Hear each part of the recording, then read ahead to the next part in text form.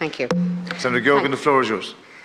Thank you very much. Minister, you're very welcome into the Chamber this afternoon. I want to thank you for being here this evening for the introduction of the Gradam Uachtaráin Bill 2023, which we believe will be a significant step towards recognising the exceptional contributions that are made by women and men all over this country, and indeed the world, to the continued prosperity and culture of Ireland and the civic health and well-being of its people.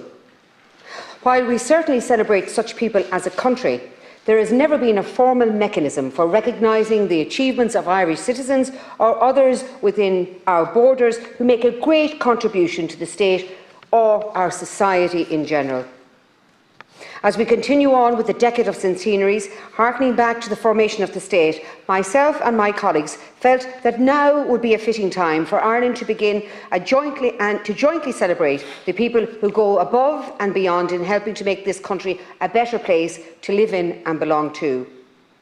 Of course, we can go no further without acknowledging that this bill is the singular vision of the late, great Fergal Quinn, who introduced the Gradam Uachtaráin Bill in 2015, just 4 years before his passing. All of us in this House will be aware of just how great a politician Senator Quinn was, and a great businessman, and above all, a great man. Admired by most and respected by all, Fergal was a genuine lover of people, which is surely the partial genesis of this bill. He was a prolific legislator, authoring 17 private member bills during his time in this House and leaving his indelible mark on Irish law. From the Irish Nationality and Citizenship Bill in 2003 to his Construction Contracts Bill in 2010, Fergal was constantly at work to improve the running of this country and the lives of the people in it. The precursor of this bill lapsed in 2016 with the dilution of the Dáil and the Seanad, and Fergal never got to see it through the Houses. Today, I, along with the selection of my colleagues from the Seanad Independent Group, put before the House a minorly updated Gradam Uachtaráin Bill 2023, through which we can realise Fergal's vision for an Irish state which explicitly celebrates the selfless contributions that are made every day by good people serving their communities. When it comes to recognising the achievements of citizens, as well as the contribution of others, we should not be dependent upon the grace and generosity of other nations to award Irish people who do something exceptional, or people who do something exceptional for the state. The purpose of the bill is to provide a mechanism in order that, in appropriate circumstances and using the very strict criteria laid down in the bill, the state can, in a very public and dignified way, honour not only the achievements of its citizens, but also the achievements of people from other nations.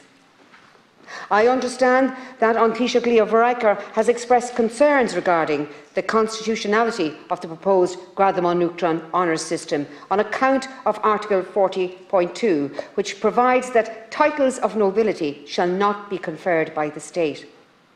Senator Fergal Quinn, however, addressed this point 7 years ago through a short history lesson. In December of 2015, at the second stage of the bill, he said, "It's been pointed out by Mr Jim Duffy that the drafter of the Constitution, Mr John Hearn, was careful on Eamon de Valera's instruction to leave open the possibility of the introduction of an honours system that is totally unrelated to titles of nobility. Rather than ruling out an honours system, the Constitution left the door open for a system, and it could be argued that it was almost expected an honours system would be introduced at some point.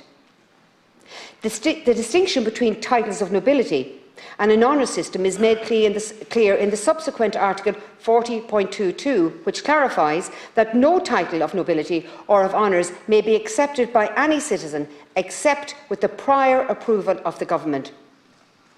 One of the effects of this provision is to impose a restriction on the rights of a citizen to accept an honour, and it makes the acceptance of an honour subject to the government's approval. Section 11 of the bill gets over this constitutional hurdle by giving the government the power to accept or reject in full the list of candidates proposed by the awarding council. Senator Quinn also rejected the notion that a republic's own honours system was in any way rehashing of the giving of titles by a monarch, clearly stating that the public recognition of achievements does not compromise or dilute the values of a republic. I will now outline some of the key aspects of the bill. Section 2 defines the terms awarding council and minister, which are used in the bill. Section 3 enables the minister to make regulations for the variety of purpose. Section 4 provides for the establishment of an honours system to be known as Gradam on Uachtaráin. The honours system will enable the state to recognise the exceptional achievements of its citizens and also the outstanding contributions of others to the state. Section 5 provides that the recipients of the honours will be presented with a medal which may be worn on formal occasions and also a lapel button. Section 5 also provides that a person who has been awarded in honour of Gradam on Uachtaráin may use the letters GU after their name so as to indicate that the honours have been conferred upon them. This section also provides that the medal and the lapel button must be of a design which be selected by the minister following the holding of a public design competition. The explanatory memorandum goes on to state, Section 6 states that the honours shall only be conferred upon a maximum of 12 people per year, and that in any 1 year a maximum of 4 of the awards may be awarded to persons who do not hold Irish citizenships. Section 7 sets out the 6 broad areas of achievement in respect of which the awards may be conferred, and those areas are as follows: social and affordable affairs, education and childcare, arts, literature and music, science and technology, migrant and minority communities, sport, leadership and business. Section 8 states that the decision to award the honours of Gradam on Uachtaráin shall be solely at the discretion of the Gradam on Uachtaráin Awarding Council. No outside influence or interference will be entertained. Section 9 provides that the Gradam on Uachtaráin Awarding Council will have 9 members. Section 9 specifies the office holders who are to be appointed by the President of the Awarding Council. Section 10 states that the nomination of persons to receive the honour of Gradam on Uachtaráin may be made by members of the public. In order to preclude the possibility of political interference, as well as perceived or actual bias in the selection of candidates to receive the honour of Gradam on Uachtaráin, Section 10 states that the serving members of the Dáil on the Shannon must not engage with any member of the Awarding Council with the intention of influencing the making of the decision in relation to the selection of the candidate. The appropriate offence is also provided in Section 10 to ensure such unwelcomed lobbying is minimised. Together, these provisions are intended to prevent Gradam on Uachtaráin falling prey to cronyism, as we seek to steer clear of the favours for friends, models of honours systems seen in other jurisdictions. The bill continues in Section 11, indicates the criteria which the Awarding Council will be required to apply when considering the nomination which it has received. The Awarding Council will be required to satisfy itself that a proposed recipient of the honours has demonstrated exceptional achievement at a high level, or has made a valued contribution and above what might be reasonably expected in respect of one or more of the 6 broad areas of achievements which are listed in Section 7. In deference to the requirement contained in Article 42.2 of the Constitution, a list of the proposed candidates who have been selected by the Awarding Council to receive the award will be submitted to the Government for approval.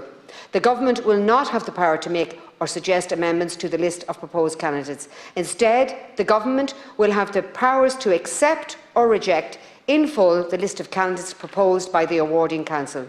Section 12 establishes January 24 as the time of the inaugural awarding of the Gradam on Uachtaráin. And finally, as Senator Quinn said those years ago, I am open to the bill being improved upon in order that we can agree to a sensible honours system that is acceptable to all and one, and that will reflect the modern and confident society we now have. I hope that all senators will fully engage the committee and report stages so that we can pass the best bill possible. Thank you.